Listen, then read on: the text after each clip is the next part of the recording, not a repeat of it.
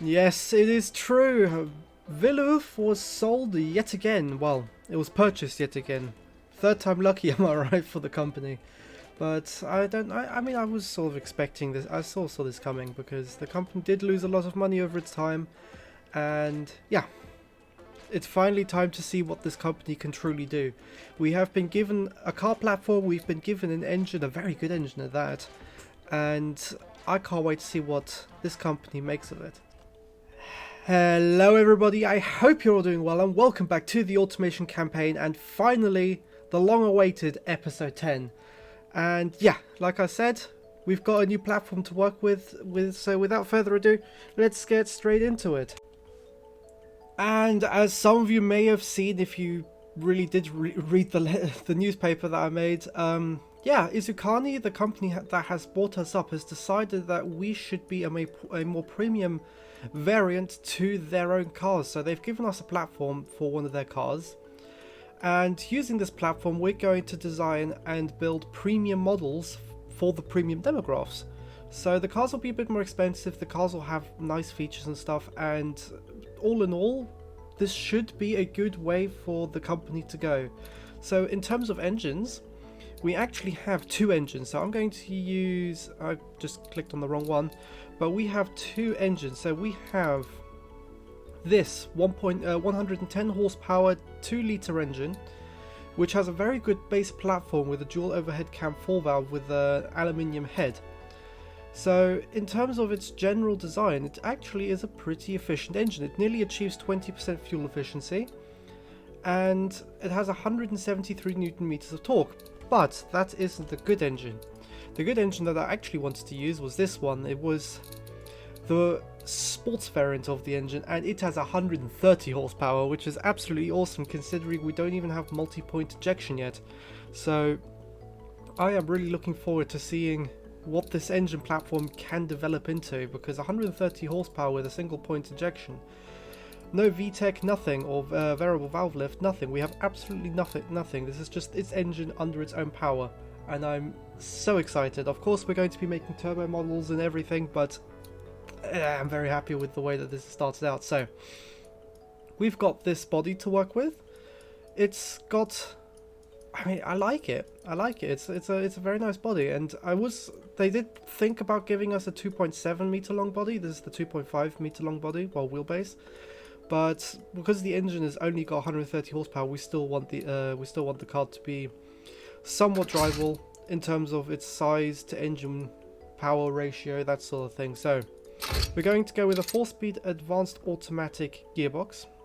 We'll do about 132 kilometers an hour, limited to 210 because I believe that's when you use a different tire. Exactly. We're going to keep the differential open for the time being, but we will probably come back to that later. We'll use medium compound tires and 175 millimeter wide, I think. I'm not sure. I'll figure that out afterwards once. I think it's the fender here being a bit of an issue. We're going to make the rims a bit bigger. Come on. Let's do 16 inches, and yeah, 16 inches looks good. Alloy rims. We'll do vented 2 pistons on the front. We want the car to be good at braking. We'll do vented discs on the rear as well, because like I said, premium car, we want this car to be upper class in what it can be. So I reckon we'll go semi-clad, not fully clad. And in terms of interior, we'll go with a premium with a premium 8-track. I feel like that should be enough for the time being. We'll go with a hydraulic ball for the power steering, and yeah, that should be it pretty much. We'll go with progressive and gas monotube. I am thinking about going with hydro pneumatic, but I feel like that should be kept for luxury models. So family premium, how are we looking? We're looking alright. So car's load capacity is low. We can increase that by making the springs a bit stiffer, and making the car a little bit taller. So, ooh, that is very tall. That is not very nice. We'll do that. That looks... Still, the wheel is very small. I'll figure this out. And yeah, I feel like we have a really good base platform here. What are the brakes looking like? We do have ABS, I believe. Do we have ABS? Or did it not give me the option for ABS? Hold on, driver assist. No, we don't have ABS yet, so we're going to have to tune the brakes to be good at where they are. So let's take down the brake force. That's way too much. We want, actually, let's make the brakes a little bit bigger on the rear to cancel out some of this fading we have going on. So we'll do that. Ooh, the fronts are now fading a bit. So let's make them a little bit bigger. Reduce the force on them, and that should be good. And it's just little things like this to try and get the car more sellable. Right now we should be selling around 11,000 vehicles, which is actually surprisingly cheap. So this is surprisingly cheap for a premium model, considering, yeah, look at that. So we could be selling this car for around 18,000. So what will happen if we sold this car for 18,000? Bad things. Not a good idea. So we will sell this car, I guess, for 15,000. It depends on the material costs of this car in the end. So we've got a material cost of 4,000. The engine costs about 3,000 to make, so that's 7,000. So if we sell the car for about 11, 12,000, we're still making about $5,000 dollars in profit per car we sell, which is a good way to. It's a good start. So let's go through and sort out the rest of this car, and I'll be back with you guys once I've done that. So yeah, you know what? I'll design the car as well. I'll see you guys in a sec. And so here we are designing the third reboot of the company, which honestly is not the way I've planned this company to go. I just wanted it to be a solid, proper Swedish company that really worked on innovating its cars, like turbos and stuff. I really wanted it to be that way, but I guess we are now doing high revving 4 cylinders for a little while. But yeah, I mean, the design of this car, I mean, it looks very boring. It's supposed to be very boring. It's just a standard, normal family car. And I mean, I ended up putting a manual gearbox in it and stuff to make it more of a car that you can actually buy, a more affordable premium car. And yeah, I think it turned out pretty nicely. I did forget a couple things, which I mentioned later on, but yeah. And I just want to say thank you to everybody, because I recently, well, we all recently hit 1,000 subscribers on the channel, which is absolutely ridiculous. Like, I never imagined that in, the 9 months that I made the channel, that we would have grown that much. Which, 1,000 people, you've got to imagine this, if 1,000 people are stood in a room, that's a lot of people. And I can't thank you guys enough, so... Yeah, to celebrate that, I am currently working on a little announcement that I'll be making soon, and another video to go along with the announcement, or better yet, the video where the announcement will be is, you'll see later on. But it is taking a lot of work. I want to do it properly, and I want to give back to you guys what you guys gave to me, which was, I mean, fun. I had a lot of fun doing this for you guys, and I'm hoping you guys had fun watching this. So yeah, in terms of the car itself, I think this could be the next big thing.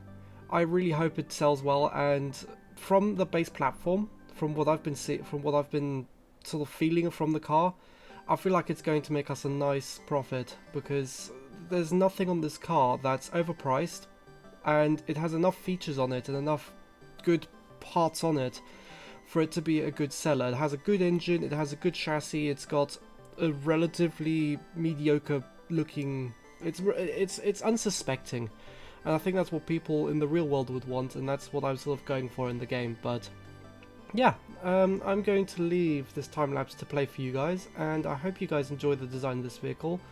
I know I do, especially the front, but I'll leave you guys to be the judges, so I'll see you guys shortly.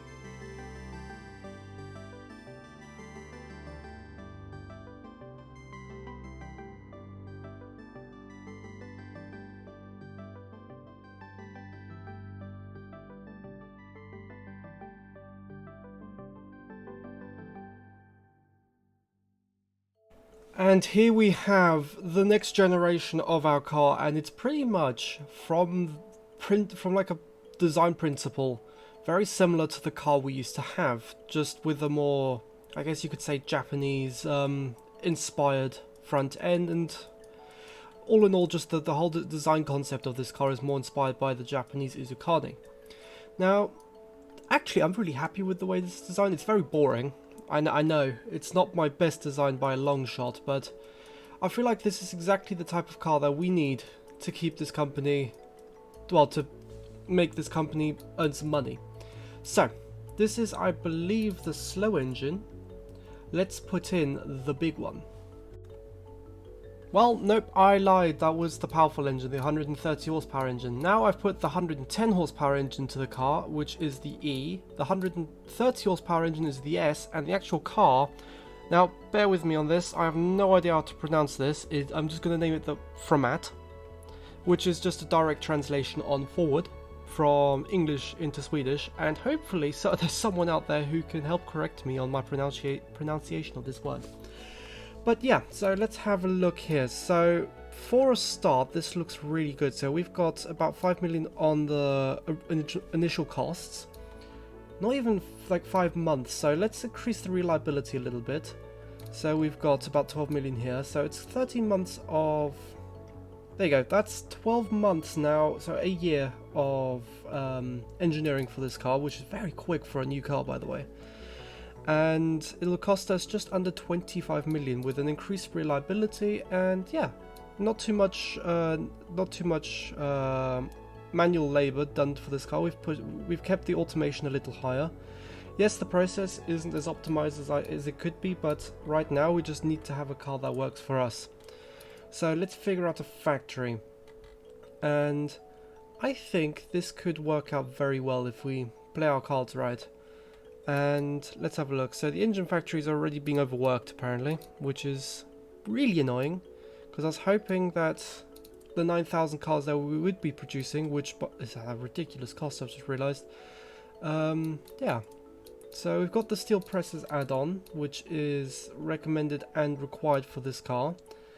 We're going to do a maximum shift of 2.2, a minimum shift of 1.5, and I mean, worker wages, I would like to bring that down a little bit so we can save a bit of money on our car and increase the quality a little bit on our workers. But how long is it going to take until... Ooh, it's going to take so long.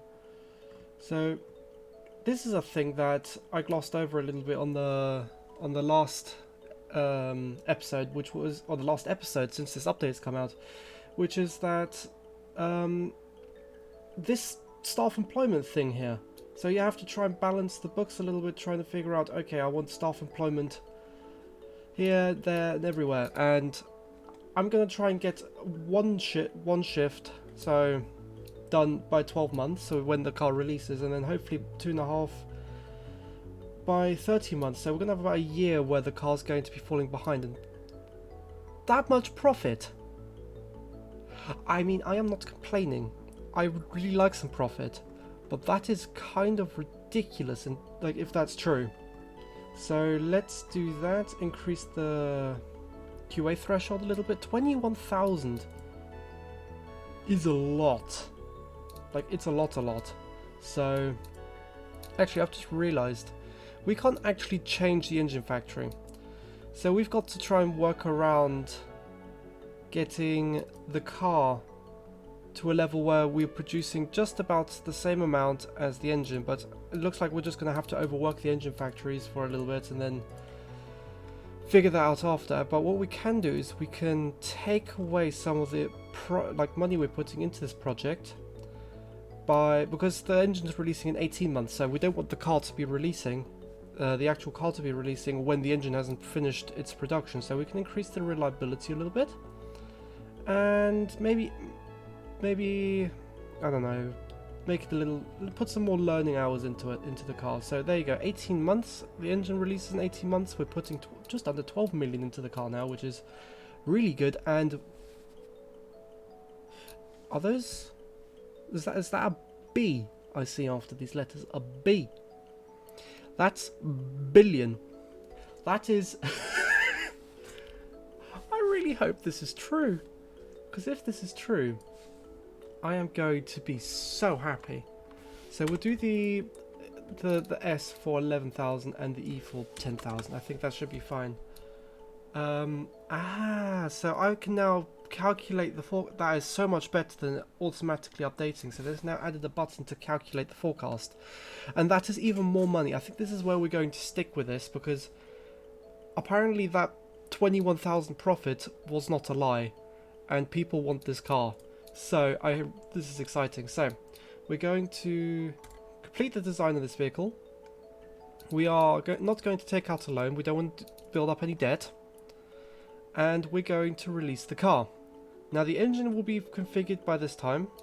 It's really annoying that I can't go back into the factory now and retool it. I should have, realistically, I should have just gone into the, into the car and made it take like 24 months for it to release, and then tried to retool the factory in about 6 months so it can produce more engines. But it's where we're at now, and we can't change that. So we're going to have to immediately work on the facelift of this vehicle as soon as it releases, because that'll take a bit longer, maybe 2 or so years. So maybe if we release the car, the facelift for 1985, sort of September, October time, it will be the first production models of this car. Then we should be able to, we should be able to work on some other projects, which is really exciting, because if this car is what I think it's going to be, we are going to be in for a lot of a good time. So one thing we can't forget is the, the marketing. So I would, there you go, I can copy to all. So let's say we do +3, +2, safety is a relatively important aspect of the company. Practicality, we've got a pretty practical car. Fuel economy isn't that good anymore for these cars, but reliability is something we definitely have. And I think what we're going to do is we're going to work on, I mean, we can sort of just do anything here. I mean, cargo volume is something we could probably work on, capacity and braking. I mean, they all seem to be relatively decent, so we'll do that, and then absolutely hugely increase the braking. And yeah, let's copy to all. I think that's how it works. Brilliant, there you go, look at that. Oh, well, apparently these don't work. So do I know how? I don't think I'm in these countries yet, am I? Yeah, unlocks 1990, so that's just me being a bit silly. But yeah, there you go. This is a pretty good year-on-year growth, so about 2.6, 2.7% in our target demographics of family right now. But other demographics such as the premium, I mean, sports convertibles are even increasing by 1.8, and it looks good. I mean, delivery, I don't know why that is going up so much, but we'll have to try and do something for that market then in the future, I guess. Maybe make like a little minivan or something. But yeah, let's continue time a little bit, and I'll be back with you once the car releases. And here we are. The engineering for the engine and the vehicle has completed, and this is a really cool new thing. So I can see, so I now have like a graph to tell me the change in pre-orders and deliveries, and yeah, I like this, and it shows me the highest sales on the vehicle of a vehicle. And yeah, but this is about to be the first month of sales that we're about to make with this car. Let's see how this goes.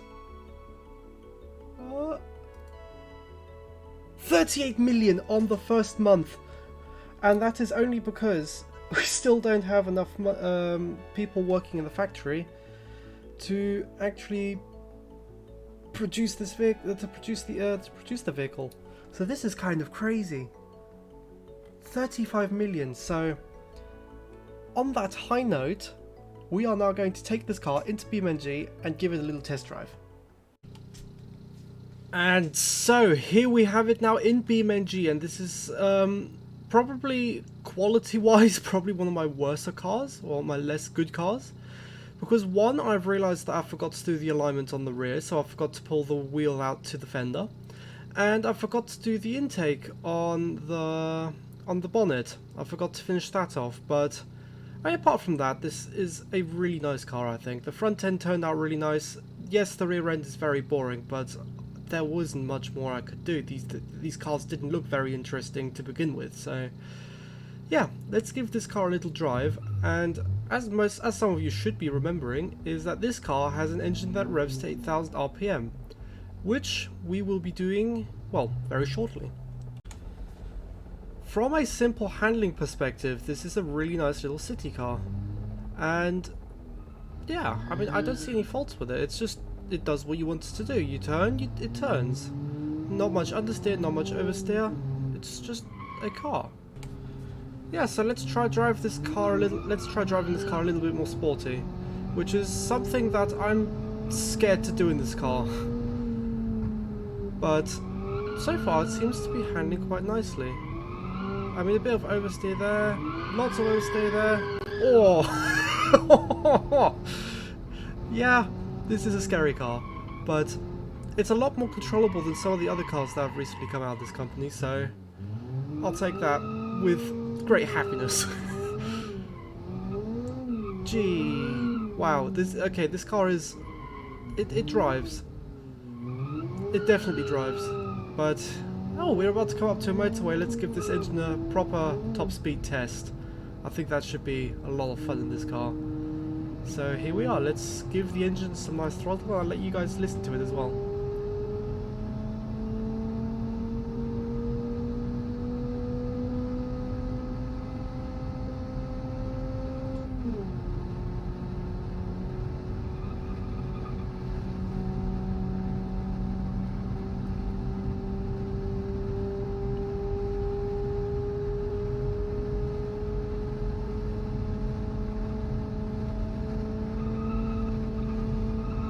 This could get scary.